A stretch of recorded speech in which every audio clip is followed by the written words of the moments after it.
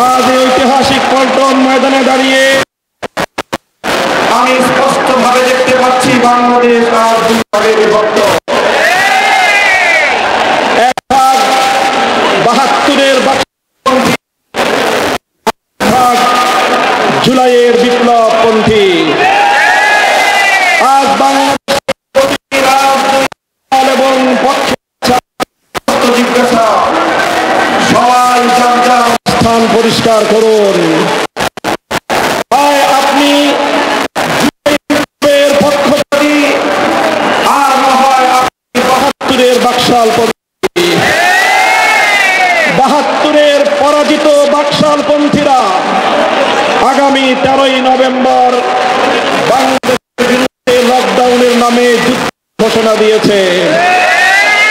আমি ঘোষণা করতে চাই, ১৩ই নভেম্বর কোন বাকশালপন্থীকে বাংলার রাজপথে আমরা নামতে দেব না।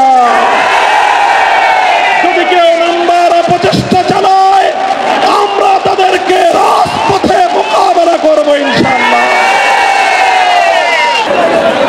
আগামী ১৩ই তারিখ জুলাই সনদের গণভোটকে কেন্দ্র করে সরকারি সিদ্ধান্তের দিকে আমরা তাকিয়ে আছি। সরকার যদি জনগণের শান্তিপ্রিয় ভাষা বুঝতে ব্যর্থ হয়, আবার বলছি, সরকার যদি ৮ দলীয় নেতৃবৃন্দের শান্তিপ্রিয় ভাষা বুঝতে ব্যর্থ হয়, যেই ভাষায় বললে সরকার বুঝবে, আমরা সেই ভাষাই প্রয়োগ করব, সেই কর্মসূচি ঘোষণা করবো ইনশাআল্লাহ। প্রস্তুত থাকবেন তো আপনারা? ইনশাআল্লাহ যুদ্ধ করে ফ্যাসিবাদ বিতাড়িত করেছি, যুদ্ধ করেই বাংলার মানুষের অধিকার আদায় করে ছাড়বো ইনশাআল্লাহ।